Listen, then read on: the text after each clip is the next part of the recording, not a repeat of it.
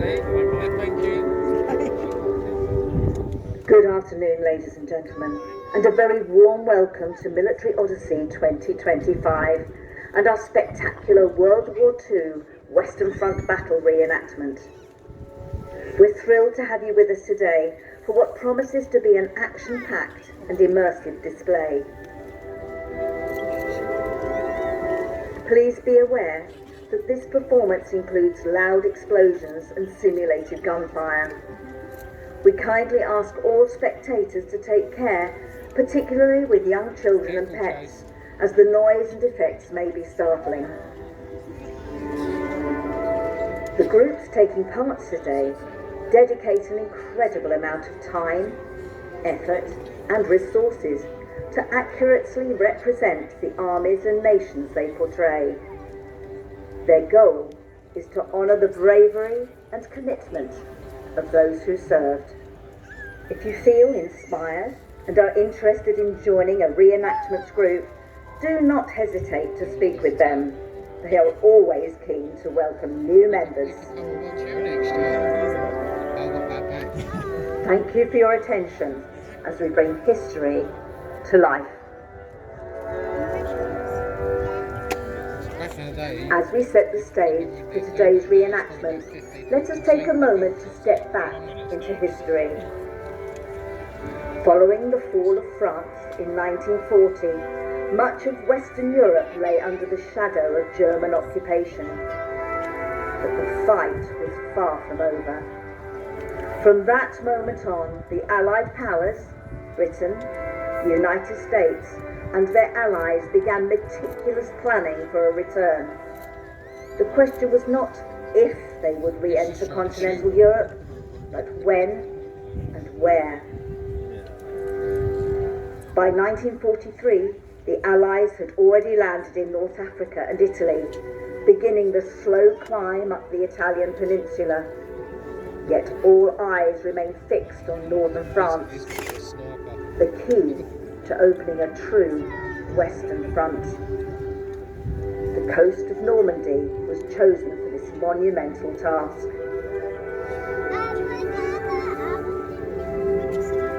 Then, on the morning of June the 6th, 1944, D-Day, the largest amphibious invasion in history, was launched. Nearly 7,000 ships carried troops across the English Channel. Paratroopers dropped behind enemy lines. Naval guns thundered, and on those blood-soaked beaches, the fight to liberate Europe began in earnest.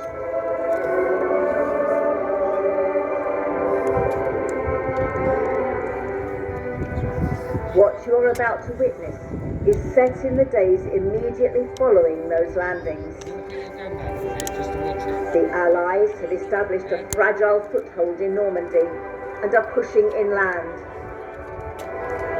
Facing them are scattered German forces, some experienced, others newly arrived or regrouped, hurriedly organised into what were called Kampfgruppen, ad hoc battle groups, thrown together in response to the rapidly changing situation on the ground.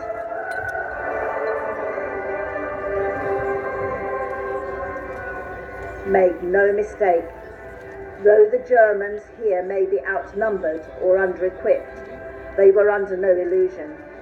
This was the main invasion. There would be no second wave. If they failed to contain it here, on French soil, it would be the beginning of the end for Nazi Germany. The scene in front of you today captures a moment inspired by those desperate, determined June days. The small farm building ahead holds no strategic value. It is not an official objective, but in war, chaos reigns, and often the most unassuming of places becomes the centre of brutal clashes. Today, this humble structure becomes the focus of fierce, uninvited attention from both sides.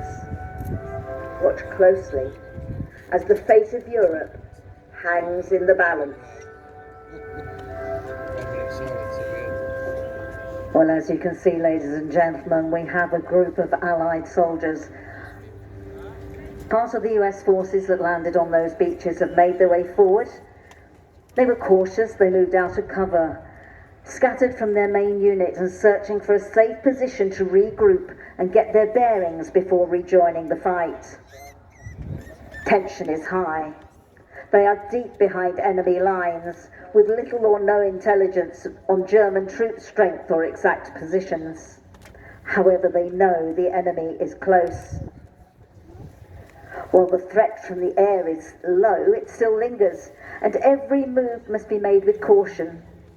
In the opening days of the invasion, these troops quickly learned just how effective and aggressive the German response could be. Hunted, outnumbered, and constantly on edge, their mission is far from easy, and the danger very real. They've taken shelter in this deserted farm building. Away to your right, from the tree line.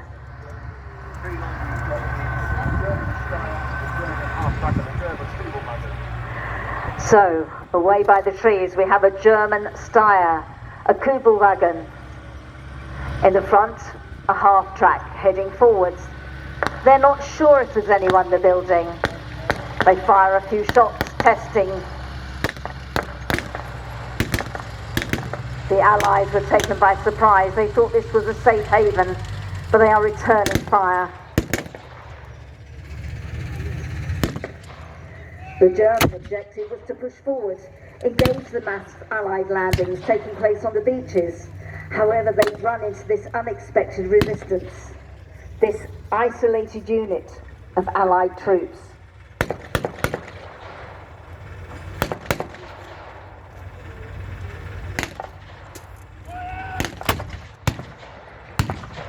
German troops disembarking from the vehicles move forward. They engage with the Americans, pinning them down inside the building.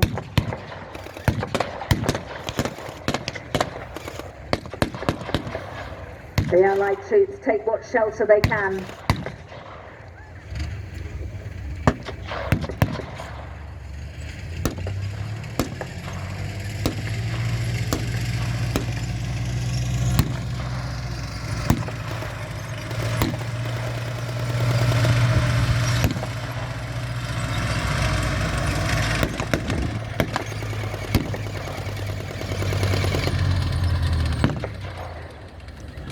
The Germans, with superior numbers and momentum, quickly overpower the small detachment.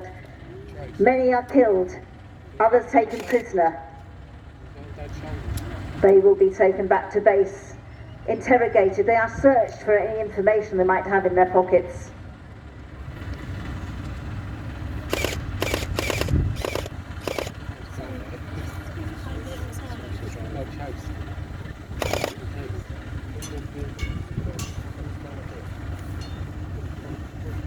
That shoulder and see it properly. Come.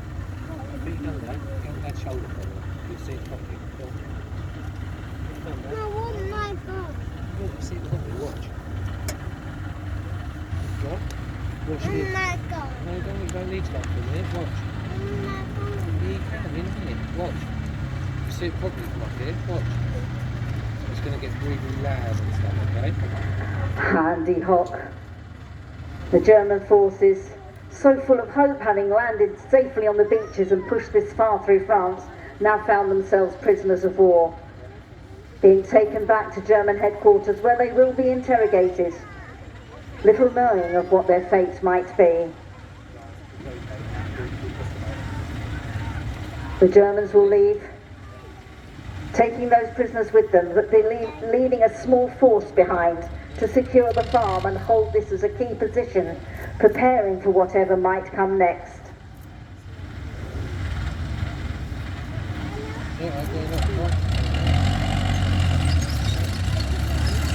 More German forces are coming forward into the farm. The motorbikes, the crabs are coming forward, offering what support they can to their forces. They're going to reinforce the positions at the farm.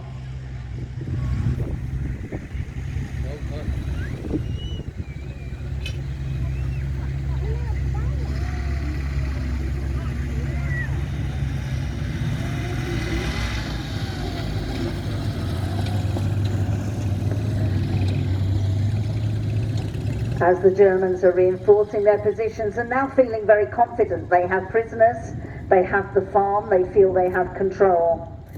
However, by some miracle, a message has been sent back to the Allied side. Commanders there now know that the farm is a key position. They know the Germans hold it and they know they need to take action. They also, if they can, need to free their comrades who have been taken prisoner.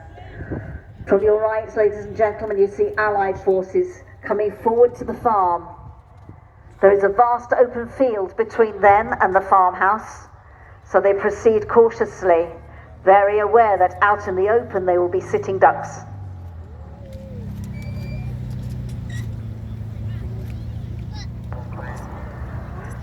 These troops, disembarking from their vehicles, they have their rifles, they are foot soldiers, they are confident that they have heavy weapons behind them, but they also know that if they get into close combat, those heavy weapons can't be used for fear of being destroyed themselves by the heavy weaponry being trained on the German forces.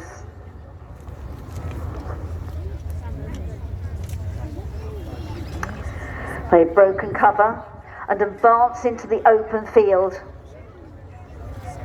They fan out, not wanting to make too obvious a target. As they draw closer, they see no sign of the enemy until suddenly firepower breaks out. The situation is suddenly changed. The Germans have waited until the last possible moment and then opened fire with deadly precision. In the open field and with little cover, the Allied troops have been taken off guard. The reaction is now confused and disorientated. They return fire.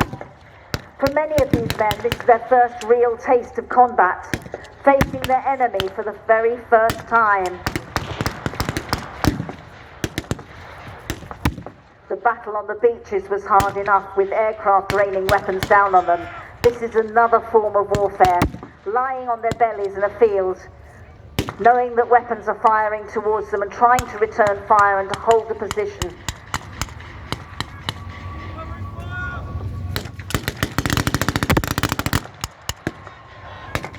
The fire has alerted more Germans. More crowds come into the field of fire. They come forward and take what cover they can.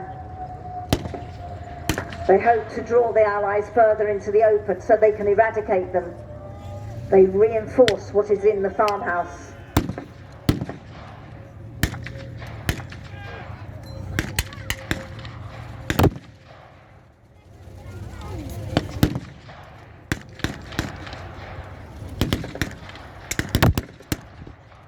With those first clashes, have caused brutal damage on the inexperienced Allied troops. They've taken heavy casualties. On the ground, the commanders have scrambled to respond, but their orders are muddled as they struggle to regain control of the situation. Under intense enemy fire, some of the Allied soldiers begin to fall back, their resolve shaken.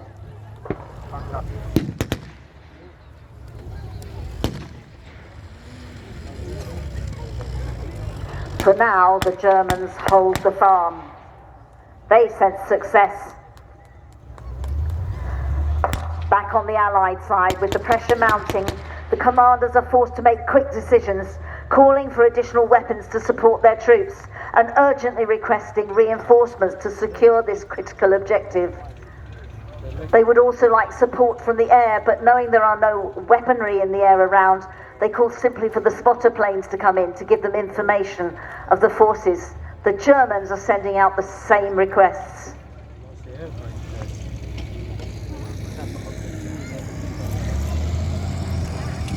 Realizing that this farm is now of strategic importance, the German commanding officer orders reinforcements to move in. He knows this position must be held at all costs.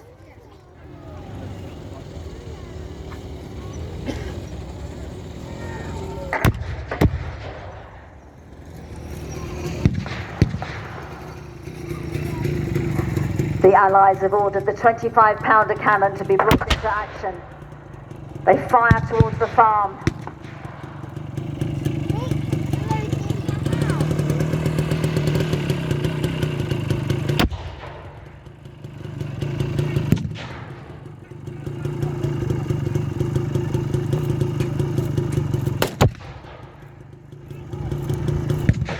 German infantry now moves forward into the field, lying down, ducking under the weaponry, hoping to re-engage their counterparts. The Allies have been quick to recover from their initial shock. Reinforcements have arrived, and the commander of the advance force quickly assesses the situation. Communications flow fast as new plans are put into motion. The urgency is clear. Maintaining the momentum of the advance is critical. The Germans wish to hold the land. The Allies wish to advance inland.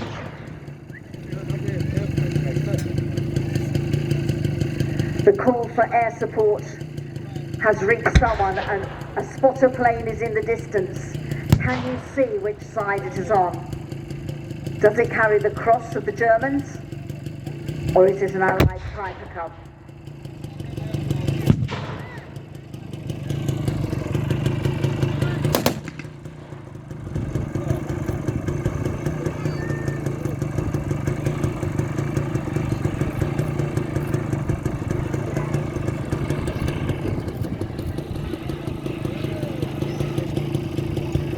This is a Pfizer FI-156 Storch, known in English as the Stork. It's a small German liaison aircraft built by Pfizer during World War II. This was used by the Luftwaffe as a spotter plane, and that is its job today, to look down. He has no weaponry, he can take no part in the fight, but he can radio back to the German forces exactly where the Allied firepower is, how many they are, and what needs to be sent to oppose them. On the ground, more motorbikes from the German side have come forward and hidden behind a copse of trees, hoping to catch the Allies should they come forward into the open field once more. To the rear of the site, you can see the German tank coming forward. Stealthily, it's again hiding behind a copse of trees. The German Stuck goes once again over the flights, over the site, taking count of where their own troops are, where the Allied troops are. But away into the distance over the trees, his counterpart for the Allies is coming into view. They cannot even fight each other. The only weaponry they have is a small handgun in the cockpit. On the ground, the German tank has come forward again to the second copse of trees.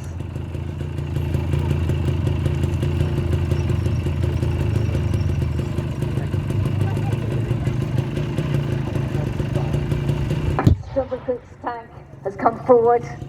The Allies have spotted it now and will fire upon it. A spire to the back probably contains the German commander, hoping to see success. The tank's reversing again.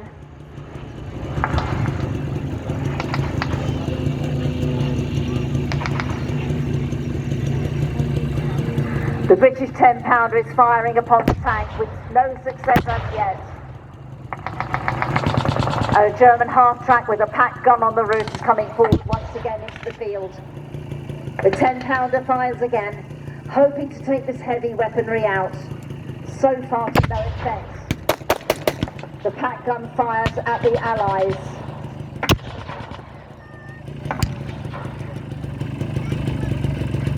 Both spotter planes now circle. Not engaging with each other, but engaging with the ground. The ground will try to shoot them out of the sky. We cannot allow the information they hold to get back to their commanders. The spire is reversing. The commander wanted to take the information he has back. More troops emerge from the half-track, while the commander on the pack gun stays in position, ready to fire again.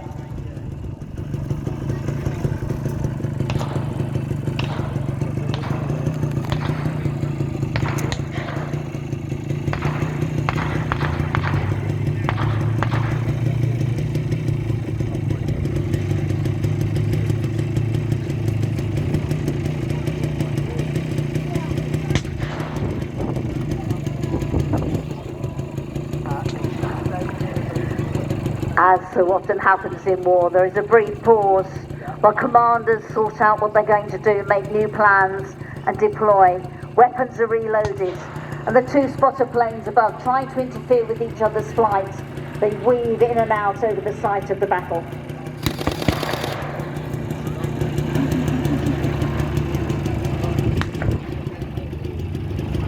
For the Allies, we have the Piper J3 Cub, an American light aircraft.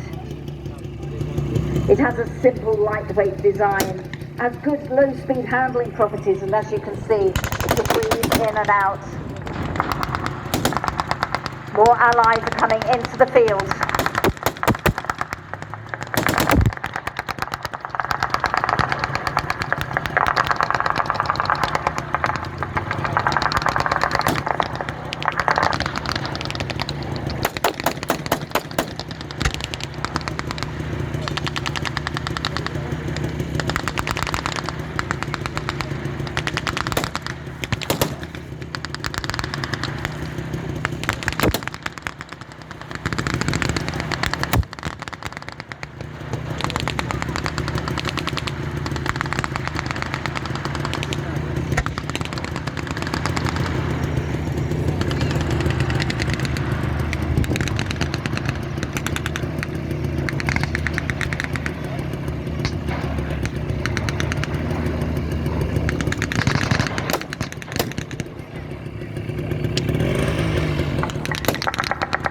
As the artillery continues to rain down, the main Allied force has begun its second push forward towards the objective, now bolstered by additional troops and armoured support.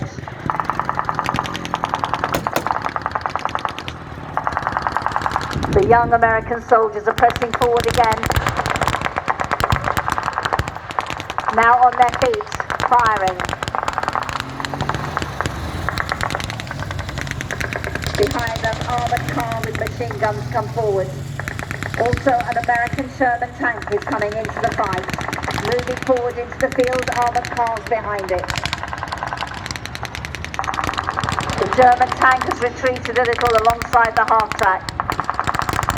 German Krats with their motorbikes are still behind the first cops, but seeing this heavy weaponry coming towards them, they are going to regroup.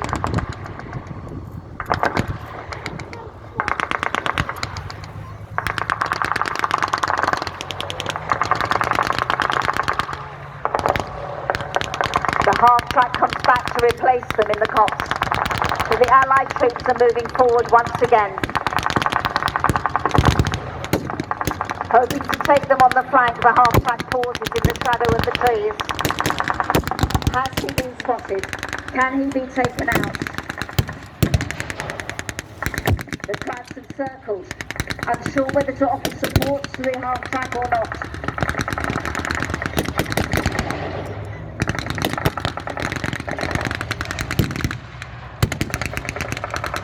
Looking up, the spotter plane has been hit. He's trailing smoke, he has been hit. This will put the spotter plane out of action.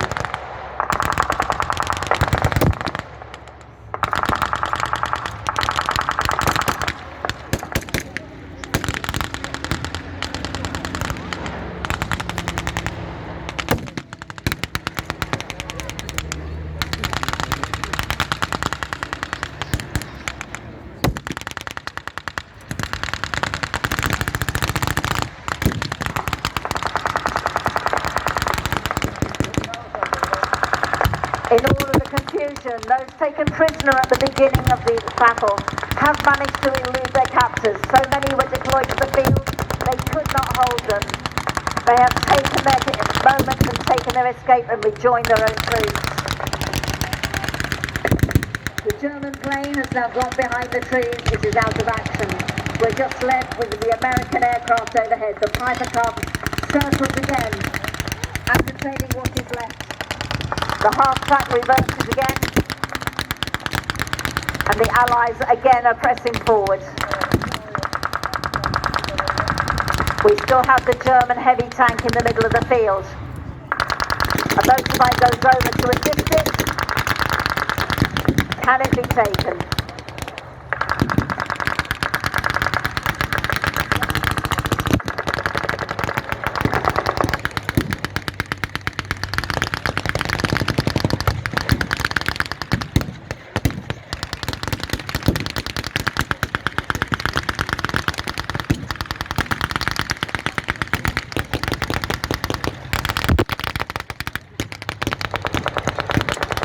The Sherman tank has been hit. A huge success for the Germans. The Sherman tank has been hit. It is still pressing forward, but essentially it is out of action. Its crew will have to disembark.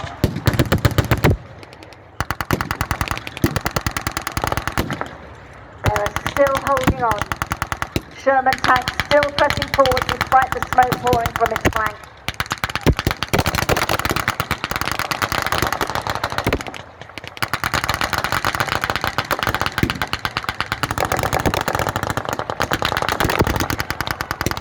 Another of German troops still hunkered down inside the farm buildings.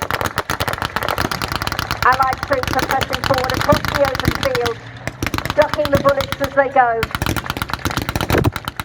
The half-track retreat.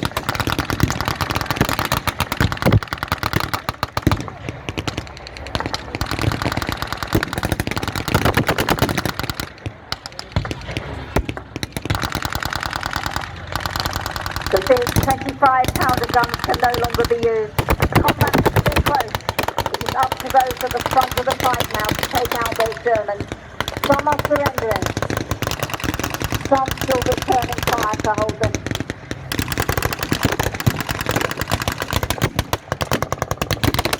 And again the Sherman tank presses forward. Ignoring the earlier damage, it will press forward again and still support the Allies.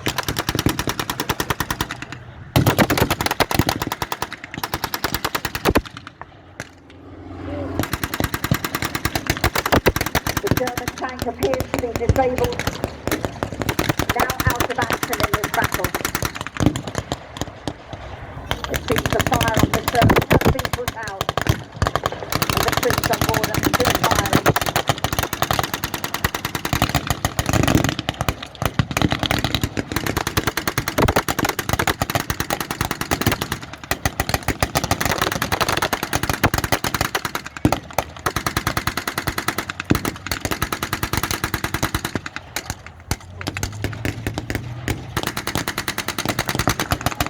To the rear of the field, the German half-track is still reversing.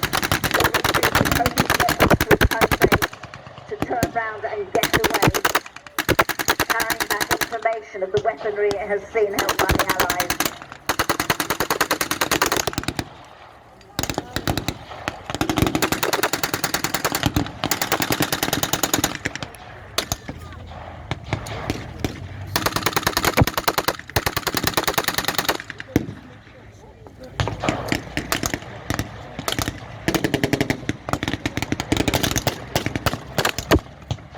An American recovery vehicle came into the field hoping to assist the Sherman tank, which is still smoking and showing signs of damage.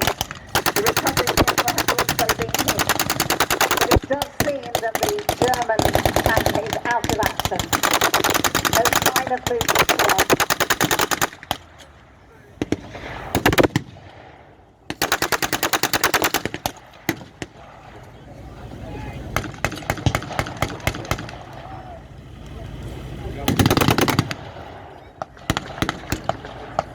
As the gunfire eases, those remaining Germans realise that all is lost. Some will fight to the death. Some will prone, and maybe there is a chance that they will one day see their families again, will surrender. A hard decision to make. Often those who have surrendered are the braver. This localised battle has come at a heavy cost for both sides.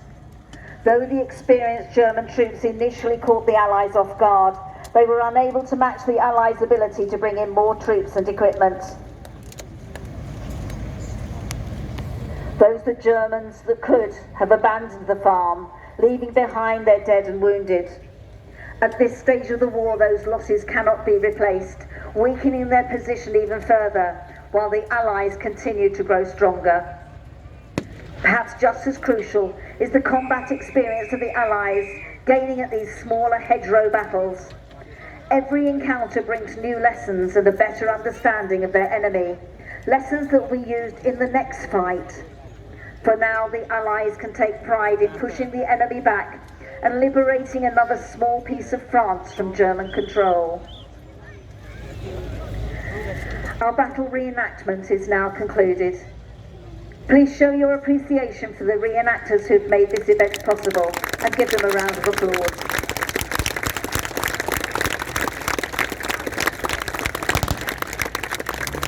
Thank you so much. Please stay where you are at the crowd line. I know it's a Monday and we need to get home, but our reenactors would like to salute you to thank you for joining them for our military Odyssey.